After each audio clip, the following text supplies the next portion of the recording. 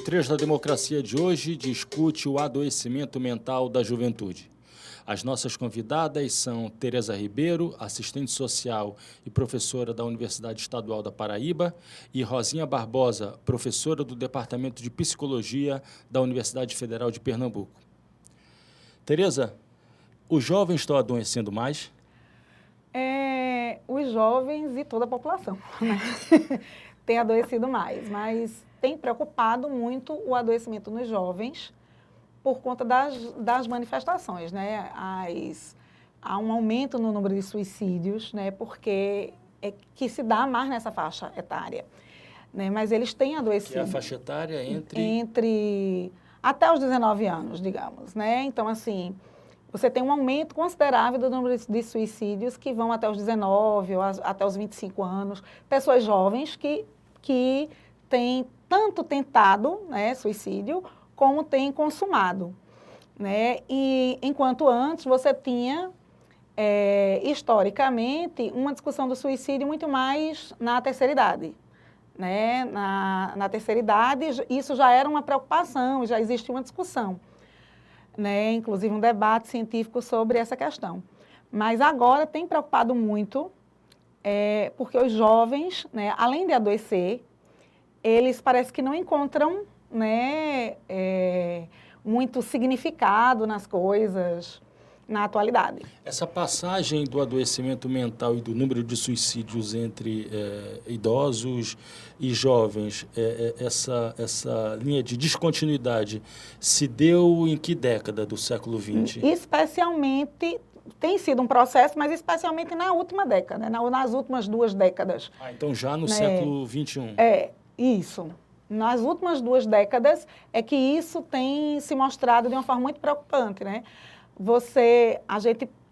Eu tenho lido e pesquisado, e você tem um aumento do número de pessoas com adoecimento, de modo geral, em 20% da população mundial. E nos jovens, além desse aumento do número de adoecimento, especialmente da depressão, os quadros ansiosos, você tem um aumento de 200% no suicídio na juventude, né? E esses 200%, pelo menos, existem pesquisas em São Paulo que apontam até 400%, mas os 200%, o próprio Ministério da Saúde no Brasil confirma, né, que houve um aumento de 200% nos últimos anos, na última década, que tanto pode estar relacionado com a questão dos dados anteriores não estarem tão claros, né?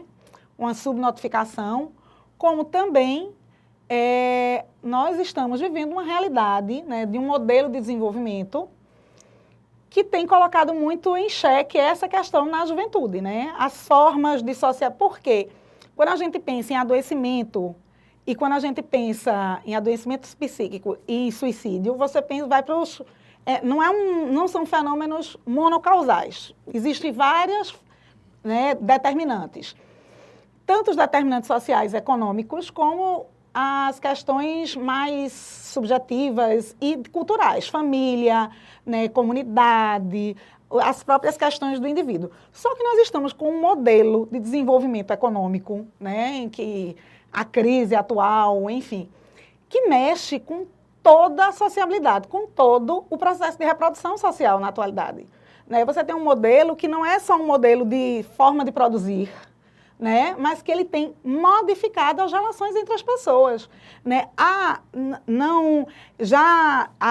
própria Organização Mundial de Saúde aponta que os jovens que passam muito tempo nos celulares têm mais tendência a ter depressão, né? Os jovens que estão nos jogos e nos celulares, eles têm 20%, entre 10% a 20% mais tendência do que os outros jovens a ter depressão. Então, assim, há um modelo de desenvolvimento e um modelo, né, de avanço da tecnologia e de ofertas que promove um isolamento social, né, que tem promovido e tem diminuído as possibilidades de interação entre esses jovens, né?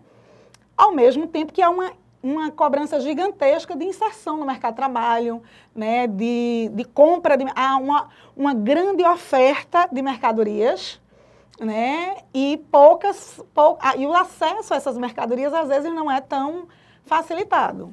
Rosinha, o desaparecimento das utopias, né, a transformação de um mundo das utopias num mundo distópico, teriam exercido um papel importante nessa passagem que Tereza acabou de fazer referência do número de suicídios dos idosos, a prevalência entre idosos para a prevalência entre jovens? Sim, certamente. Isso influi demais, porque são muitos fatores que vão atentar para esse adoecimento mental e tentativa de suicídio.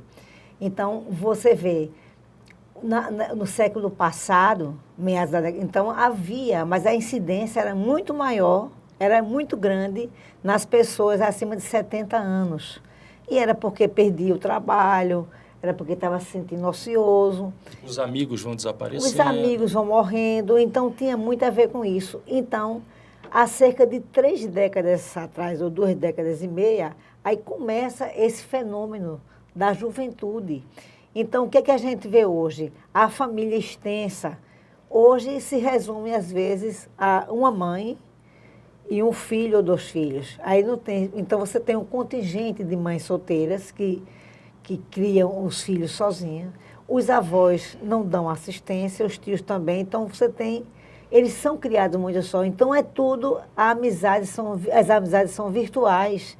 Então, tudo é no celular. Tudo é pela web. Então, os apoios, e cadê os apoios? Então, assim, o que você vê, o que é básico? O que é básico para a gente? Nós somos seres biopsicossocioculturais, então a gente precisa desses apoios, a gente precisa das amizades, os vínculos são fundamentais para a vida da gente. E tem umas escassez, então cadê o sentido? E no mundo cada vez mais competitivo, né, da ideologia da competição, do mérito, né, essas competições, A meritocracia fica imagino tudo, eu que vão esgarçando essas relações, que são relações de solidariedade. Né? Isso. Exatamente. Nós estamos vivendo num momento, né, de transição para algo que a gente não sabe onde é que vai ficar, mas se rui as formas de solidariedade tradicionais, pelo menos as que tinham sido formadas, né, no último século, e agora o que é que a gente tem? Né? Uma sociabilidade constituída virtualmente, né? E que não tem sustentação. Ela não consegue se sustentar, né? As pessoas, elas participam dos movimentos sociais pela internet, mas pouco se sustenta disso depois. E as amizades, né? Essa coisa dos laços, tem tudo a ver, né? Essa dificuldade é bastante percebida, né? Eu acho que é bem coerente. Rosinha, você coordena um grupo de prevenção ao suicídio na Universidade Federal de Pernambuco desde 2016. Desde 2016. Eu queria que você relatasse um pouco o quadro que você encontrou quando da formação desse núcleo, desse grupo, e quais foram os resultados já encontrados nesse trabalho que já tem 4 anos. 4 né? anos, né? Então, vai terminar esse ano, mas a gente vai renovar.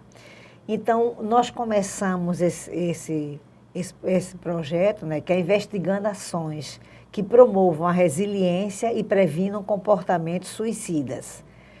Após o último suicídio que ocorreu no prédio da universidade, no Cefiche, que é o Centro de Filosofia e Ciências Humanas. Para quem não conhece, o Cefiche é um prédio de 16 andares. É dissonante em relação ao resto da estrutura da Universidade Federal de Pernambuco, porque tem quantos andares? 15 andares. 15 andares, né? 15 andares. E assim, eu estudei lá. E nunca houve um caso de suicídio quando eu estudei lá. Aí, nas últimas décadas, começaram a ocorrer. A partir do final da década de 80, foi mais da década de 90, que começou a surgir. Então, pessoas que nem são de lá, vão para lá se suicidar. Aí ficou sendo conhecido como o prédio do suicídio. Aí, no último suicídio que ocorreu em 2015, que foi uma aluna de geografia, que havia combinado com outro aluno para suicidar os dois, e já tinha aquelas grades. Aí ela cerrou as grades, ela ficou serrando, e ninguém percebia. Aí, o dia que ela conseguiu serrar a grade, aí ela pulou. Aí, a partir desse dia, eu dou aula de psicologia comunitária e de psicologia da saúde. Aí, eu fui falar um pouco com as turmas, porque todo mundo ficou tão abalado. Ela caiu, assim, de manhã, tinha gente lá. Foi uma coisa muito difícil. Ela precisou do 13º. Aí eu comecei a falar, né, do meu interesse de fazer um trabalho de prevenção ao suicídio, desde que eu acabei o curso de psicologia lá na Federal, que nem tinha suicídio, mas é porque eu tinha interesse nesse assunto, porque na minha infância algumas pessoas suicidaram na rua que eu morava e eu ficava muito impressionada com isso. Aí os alunos disseram que iriam me ajudar. Então, esse programa, né, eu sou a coordenadora, mas esse programa é nosso, porque somos eu, os alunos, alguns técnicos de psicologia e alguns professores. Então, de 2017 até 2019.2, 140 alunos participaram desse trabalho. Os alunos atuam. Então, a gente acolhe as pessoas que estão querendo conversar com garantia de sigilo e sem crítica. A gente tem um plantão de prevenção no Serviço de Psicologia Aplicada, que ocorre às quintas-feiras. A gente faz palestras nas escolas e algumas ONGs que solicitam a gente, porque a automutilação está uma coisa que é a autolesão, né? Nos jovens está uma coisa assim impressionante. E desde então, houve ocorrência de algum suicídio Não. Dentro do espaço da universidade? Desde olha, que a gente começou, o último foi em setembro de 2015. Aí já estava tudo gradeado, lá. Mas mesmo assim, você vê, a moça foi e encerrou, essa moça que é a última que foi. Mas aí, a gente tem uma vigilância muito grande. E as pessoas, a gente coloca os avisos, quem quiser conversar, pode ir no segundo andar do Cefiche, que tem um grupo lá. Quem quiser conversar, querer falar um pouco mais da sua ideia de suicidar, aí vai no SPA, nas quintas-feiras, que tem um plantão. Entendeu? A gente faz palestras em escolas, diversas escolas da Redondeza. E a gente também desenvolve oficinas de promoção da resiliência. Então, é um grupo, um núcleo que não se volta apenas para dentro da universidade. Ele se expande para a comunidade vizinha, do entorno. Do entorno. Então, são diversas escolas que pedem para que a gente vá lá conversar com os alunos. Então, as crianças que se autolesionam. Então, a gente vai em diversas escolas fazer um trabalho que pode ser algumas oficinas de promoção da resiliência ou de conversa, de palestras. A gente promove, o mês todinho de Setembro Amarelo, a gente promove palestras, reuniões, grupos focais, discussão de filmes, lá na universidade. E a gente vai nas escolas, diversas escolas da Redondeza, que solicitam que a gente vá falar sobre essa dificuldade. E é oferecido também, de maneira rotineira, atendimento psicológico a esses estudantes? Esses estudantes fazem acompanhamento psicológico? Olha, eles vão lá, né? Por exemplo, ele vai para o acolhimento. O acolhimento, aí ele vai lá conversar. Aí, se for um caso mais grave, a gente encaminha para um serviço, um CAPS transtorno, ou para o SPA, algum lugar, porque está tudo muito cheio, né? Porque acho que está havendo um adoecimento muito grande devido a esse modo de produção atual. Quando chega nessa ponta, que é a ponta do serviço público, né? Responsabilidade do município, do Estado, o que acontece? Pois é, aí a gente vê o grande desafio de trabalhar na política pública no atual modelo, né, de desmonte das políticas. Porque toda a história da reforma psiquiátrica, né, foi montada, né, e defendida para a substituição de um modelo, que era o modelo manicomial, por um modelo substitutivo, a partir dos CAPSs. Né, e até aí tudo bem. O problema é que, no meio dessa transição, fechamento de hospital e abertura de serviços, você tem agora serviços que foram abertos, mas que não têm sido mantidos, de fato, pelo poder público, né? Porque têm sido mantidos de uma forma escateada. Então, muitas vezes, essas pessoas chegam nos serviços substitutivos e esses serviços não conseguem, de fato, atender a essa população. O CAPS em que você trabalha... É o CAPS livremente. Cobre uma região de quantos habitantes, Veja, aproximadamente? É em torno de 300 mil. Por quê? Nós cobrimos uma região de 500 mil habitantes, mas nós dividimos com o CAPS Davi e Capistrano, que é da área do IPSEP e Bura. E nós pegamos do Jordão, da área do uma Jordão... região periférica do... Isso, do Jordão até Brasília Teimosa. A gente passa do Jordão, aí vem Setúbal, Boa Viagem, Pina, Brasília Teimosa.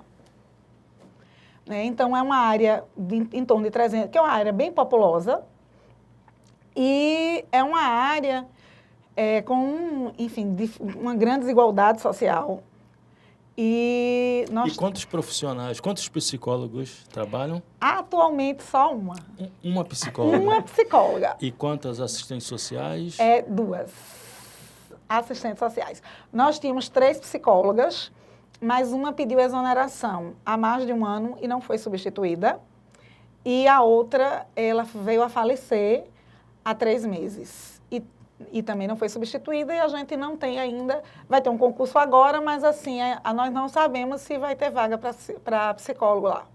E assistentes sociais só somos 2. Eu pela manhã e uma outra à tarde.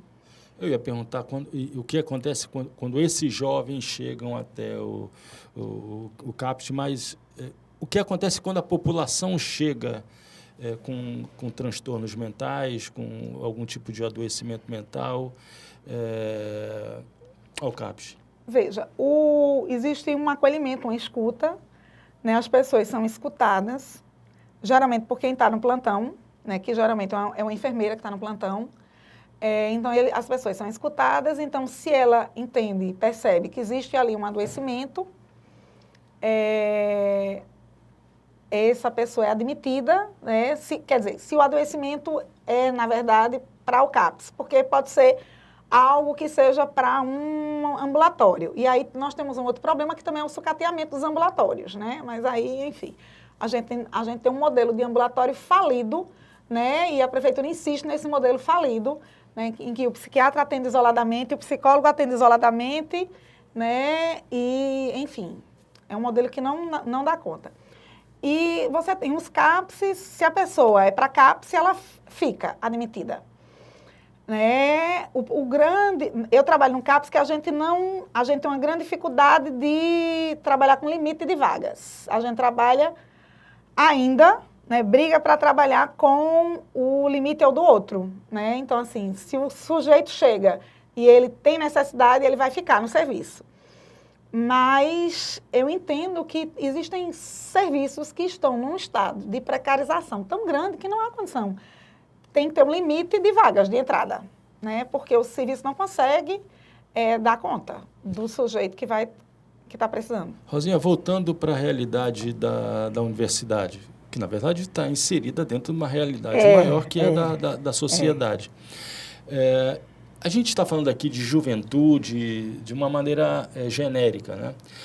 Mas quais são os recortes, quais são as peculiaridades desses jovens que procuram o serviço que você coordena na universidade? Em termos de classe, em termos étnicos, em termos de gênero, orientação sexual, etc. Eu queria só complementar antes, porque eu disse que a gente indica... Porque alguns ficam lá no mesmo serviço SPA. Quando tem vaga, ficam lá no SPA que a gente atende. Aí, quando não tem vaga porque a gente conseguiu mais 3 psicólogos. Então, nós somos agora, tem 6 psicólogos lá. Entendeu? Então, o que a gente encontra muito lá? Né? Depois que entrou os cotistas, né, então, assim, a gente tem uma população mais diferenciada, né, pessoas de uma situação econômica mais pobre, né, e, consequentemente, mais vulnerável psicossocialmente. Então, a gente tem muita procura, né? A gente tem procura, né, as questões de gênero, as questões, o pessoal LGBT, então o pessoal procura muito. É possível dizer que são exatamente esses agrupamentos sociais mais violentados, seja fisicamente, seja simbolicamente, aqueles que mais demandam o serviço? Sim, porque quem tem mais condição financeira vai procurar um serviço particular, não ficaria lá, né? Então, mesmo assim, mas tem gente que... Então, assim, nós temos um plantão também no SPA, que é nas quartas-feiras, que a partir daí é que a gente vai começar, porque tinha quase 1.000 pessoas, porque as pessoas se inscreviam por telefone. Aí agora a gente tem um plantão, aí a partir do plantão é que você vai se encaixando lá. E não qualquer pessoa que chegasse, ela tem uma certa triagem. Mas a gente sente como hoje, né, o jovem, como os jovens, os atendimentos que a gente faz com os jovens, como a falta de perspectiva, entendeu? O que fazer, né? A cobrança muito grande, então é uma insatisfação. Além disso, a gente também está com outra comissão, que é o seguinte, uma comissão, a gente está formando na universidade, um grupo de professores e técnicos também, é a Comissão de Humanização, Saúde Mental e Bem-Estar da UFPE. Isso é uma iniciativa, quer dizer, que parte de um conjunto de professores, mas tem o objetivo de institucionalizar essa prática. Sim, porque o que eu ia falar é que a relação professor-aluno, às vezes, ocorre de uma forma muito abrupta, de muita violência, entende? Então, assim, é preciso que haja uma intervenção, que haja uma facilitação, que haja um movimento da UFPE mesmo, com os seus docentes, com os seus técnicos, com os seus alunos, para que a gente tenha mais humanização nas relações interpessoais, entende? Então, chegam muitas pessoas que estão, por exemplo, na pós-graduação e estão com dificuldade de finalizar o curso, entende? Por conta das relações que tem com os professores. Então, tem alguns professores que são muito violentos com os alunos. Diga, o que você quer falar? Rosinha, você falou nisso e, assim, a gente tem atendido, né, e tem também discutido algumas coisas com relação a isso. E eu tenho me perguntado muito, sabe, se realmente eu sei que a percepção de alguns alunos, né, ou do alunado de um modo geral, do aluno que está na universidade, enfim, de um modo geral, é de um grande sofrimento. Né? A gente percebe uma fala de um grande sofrimento, de uma coisa de sobrecarga, do peso. E eu venho me perguntando, esse peso e essa sobrecarga é maior do que o que existia antes? Porque, assim, aí eu venho dando uma olhada. Você tem dados da Andifes, né? Da Associação Nacional, né? E mostra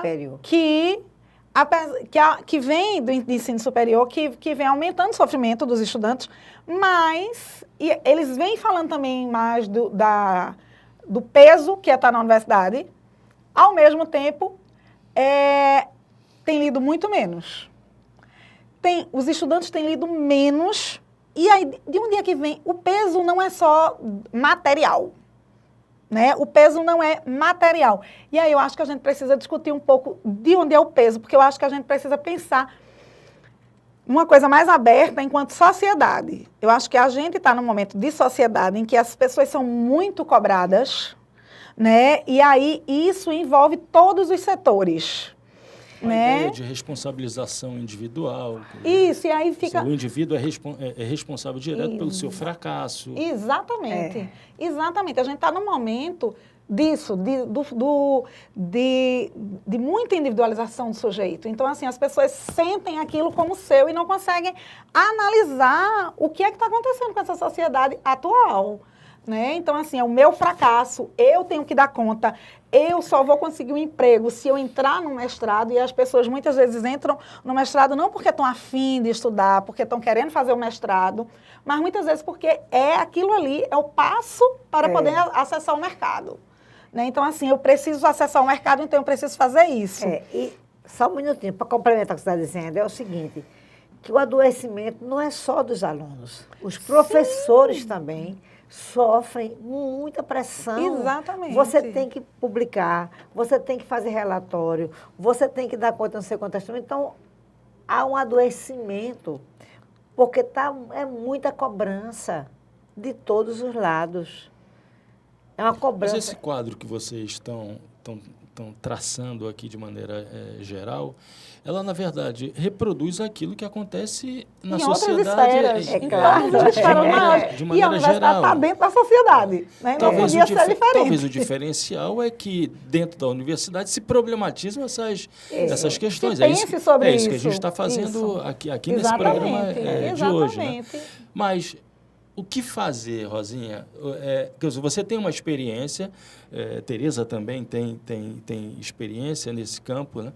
Quais são as diretrizes fundamentais para que essa iniciativa tua, do teu grupo, se generalize da mesma forma como vem se amplificando o número de jovens que são cometidos por transtornos, chegando até o suicídio, a tentativa de suicídio? O que eu acho que é importante, Marco, é o seguinte, eu acho que a gente está com todo apoio da reitoria. O reitor é psicólogo, o reitor foi aluno de lá também. Então, ele sabe toda essa história, ele é muito comprometido e todo o pessoal que está com ele, inclusive, está participando dessa nossa comissão, desses trabalhos, o que é que a gente pode fazer. Então, a gente está estimulando o desenvolvimento de ações que promovam a saúde mental, né? Porque a gente tem sempre que promover a saúde mental, prevenir as doenças, né? E tratar o que está aqui nos CAPs, nesses outros espaços.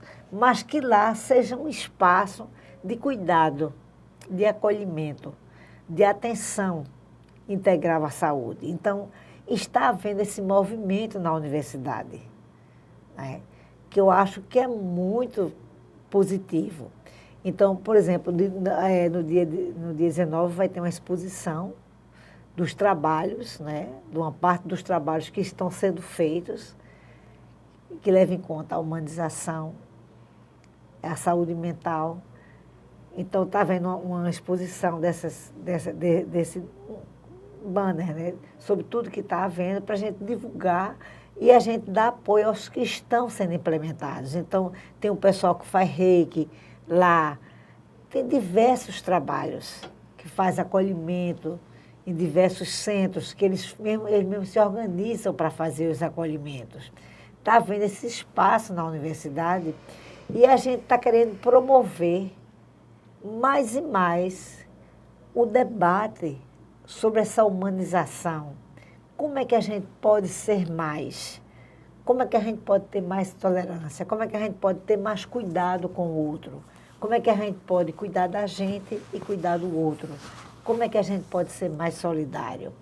Então, está havendo um estímulo, um incentivo a isso. Tereza, é possível humanizar dentro de um sistema econômico, social que nos desumaniza de maneira incessante?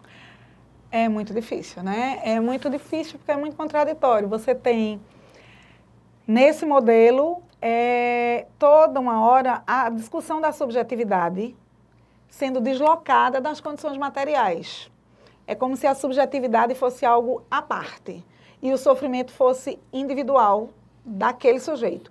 Eu não estou negando que exista, sim, questões que são de uma singularidade, mas a gente não pode deixar dessa singularidade se relacionar com o que está acontecendo, né? Com as condições materiais de fato. Né, que a cobrança que os jovens têm hoje, né, de entrar numa universidade, né, de ser o melhor, né, os filhos, os pais que buscam a escola que forme os vencedores, os melhores, o primeiro lugar, a busca incessante. A pressão começa, na verdade, no momento da entrada da de pequeno, né, as crianças... E até mesmo antes, nos colégios de aplicação, né? Quer dizer, toda a pressão para que os entre. pais já estão atrás de uma escola. Para escolher, colocar a criança no jardim da infância, elas já estão olhando a lista das escolas que passam no Enem em primeiro lugar. Não é para formar gente, é para formar o ganhador, o vencedor. E aí,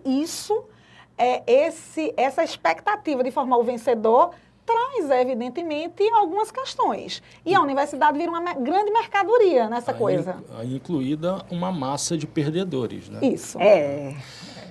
Rosinha, muito obrigado. Tereza, muito obrigado. O Trilhas da Democracia certamente voltará a discutir essa temática, mas por hoje nós ficamos nesse ponto. Muito obrigada. Também. E o Trilhas da Democracia volta na próxima semana, sempre às terças, às 9 horas da noite, com reapresentação aos domingos, às 7 horas da noite. Até lá.